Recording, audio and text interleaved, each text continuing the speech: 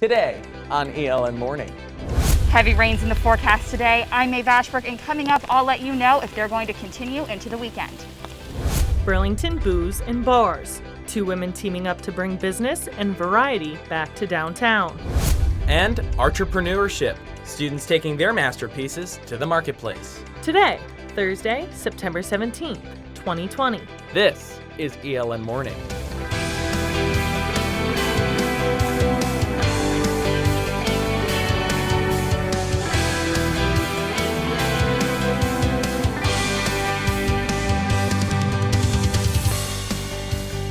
Hello and welcome to ELN Morning. I'm Isabella Seman. And I'm Baylor Rodman. Thank you for joining us. We begin with breaking news this morning in athletics. Athletes are being informed over text that this morning all out-of-season sports and all out-of-season fall and spring sports will be suspended due to an increase in COVID-related activity on campus.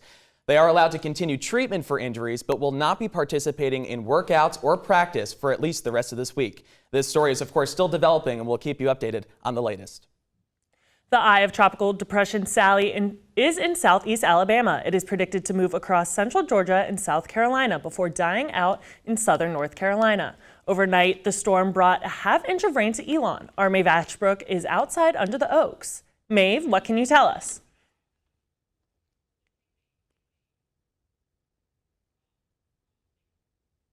This morning, and like you guys said, these rains are the remnants of Tropical Depression Sally. It's supposed to rain all day today, and Elon University could accumulate up to 4 inches of rain.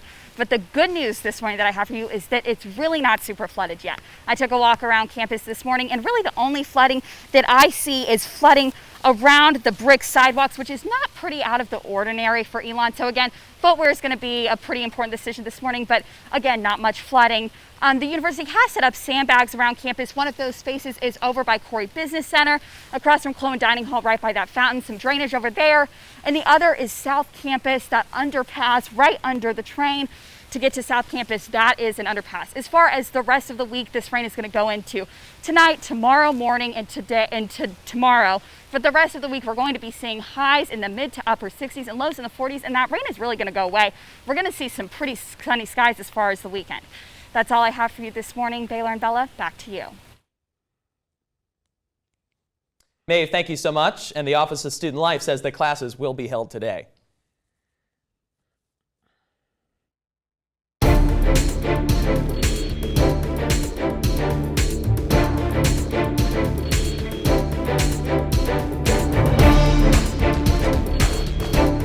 There are now 18 active cases of COVID-19 on campus, with 121 students in isolation. The Alamance County Health Department says 7 of those cases within the last week originated in a single place off campus. And further off campus, there were 17 reported cases throughout the county yesterday, adding to the more than 1,100 confirmed cases throughout the state. We are now joined live with the medical director of Elon Health Services, Dr. Jeanette Archinal. Dr. Archinal, good morning. Good morning. To start off, so we're seeing active case numbers starting to rise at an increased rate. What does this tell us, and what are you watching for day to day? It is not surprising that case numbers are increasing.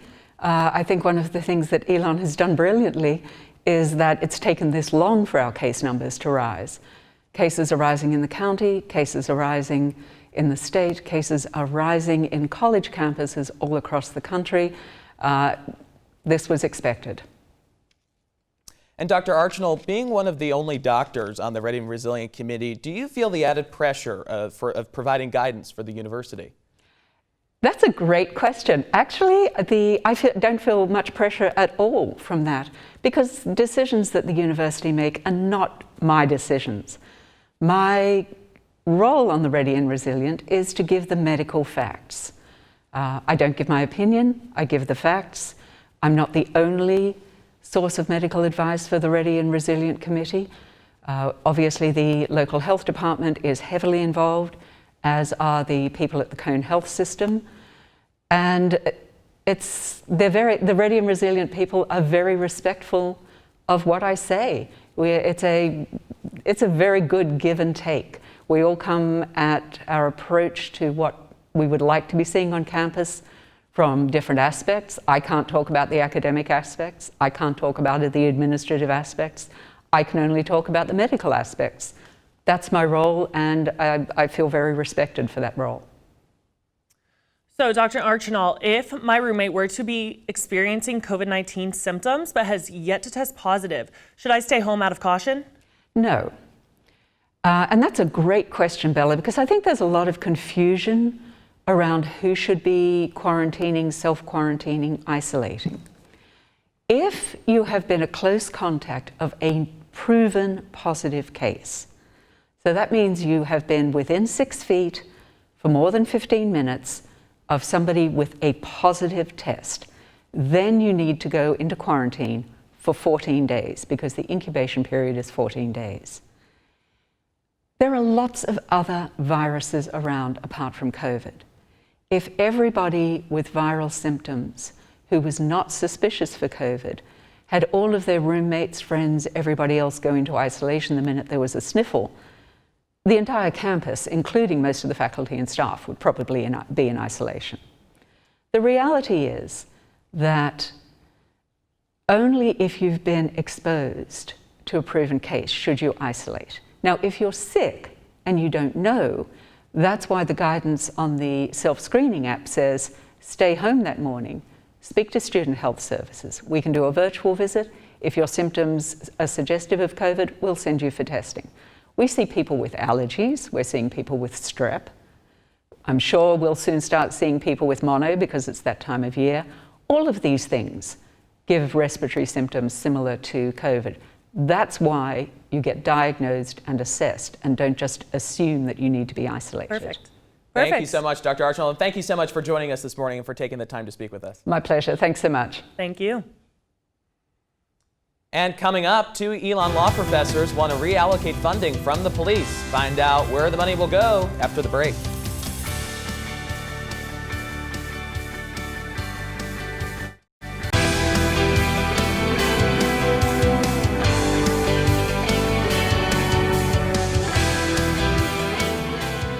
Two Elon law professors are proposing model legislation to reshape the way police officers respond to emergencies regarding behavioral health.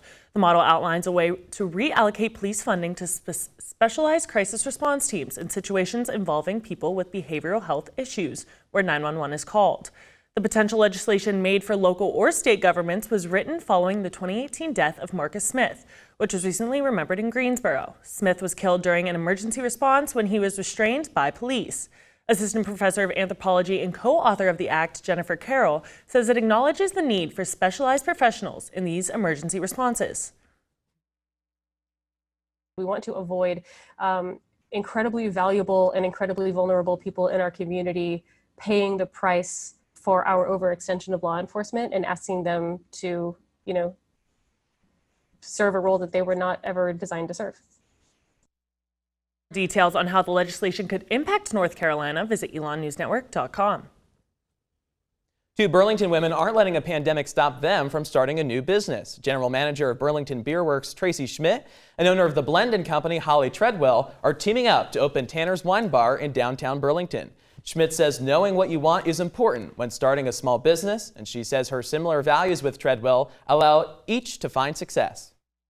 Being a woman is fantastic and empowering, and the response from the community has been amazing. A female leading a brewery is kind of a rarity, but it's becoming less rare. Schmidt says she wants to bring more of a variety to downtown Burlington and provide a place where people can socialize later into the night.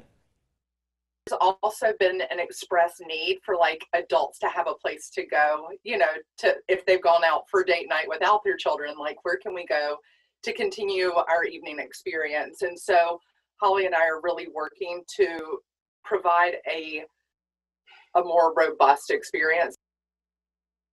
Will open within the next few months, and the wine bar will be open to the general public until 8 p.m. and then switch to 21 and older for the rest of the night.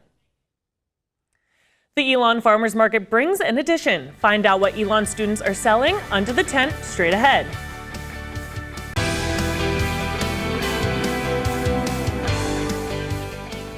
The number of students in quarantine includes students who have tested positive and their close contacts. The Centers for Disease Control and Prevention defines close contact as someone who has been exposed to the infected person for at least 15 minutes at a distance of less than 6 feet and without a mask. We talked to ELN students to see who their close contacts would be if they were to test positive for the coronavirus. Well, we're roommates, so I would obviously let her know. Anybody that I had lunch with, anybody that I hung out with in my dorm for any particular reason. I think it would just be the two friends that I usually hang out with, my roommate, and probably my suite mates because we share a bathroom. Pretty much just my roommate and a few people in my dorm. It's probably the same with me. Like, we're not roommates, but we eat together. How important do you think it is to be honest when talking about close contacts with everything? I think it's important to be very honest because you don't know whether you're asymptomatic or you have like a really serious condition, so you want everyone that you're around to know just as a safety precaution. And I would want someone to do that for me, so I would do it for somebody else. Definitely, just because even if they don't think they have it, at the very least then we could get tested and be sure. The Ready and Resilient Committee encourages people who have tested positive to close individuals that they have been exposed to the virus. Today, when you walk past the farmer's market, you'll notice something new. They call it entrepreneurship. Our Kira O'Connor has the story. Mushrooms, honey, and flowers are only some of the things community members can see at the ELN Farmers Market. Now, this semester, the Farmers Market will include student-made art. ELN alumni Lindsay Reith and Ryan McElhenney call the initiative the Student Made Store, giving students in the Carolinas a platform to sell their art. And now from this store, students got to see what they did. So it was like bringing recognition to artists on an individual scale, but bringing them all together makes that more effective, I think. Sophomore Mary Kate Douglas began painting jean jackets in high school, but had no way to sell them. The student-made store gives her that opportunity. I love that people actually want to wear something that I created. That's super, super cool. I guess I kind of get a platform for my art that I've never had before, or just a different kind of platform that I've never had before. And then, it's another little group to be a part of and community to find people in. The store will also include art from students in Washington State starting in October.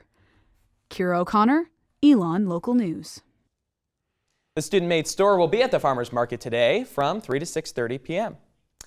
And that's all the news we have for you today. Thanks so much for joining us. For all the news you need to know when we aren't on the air, visit our website, elonnewsnetwork.com, and follow us on social media at ELN News Network.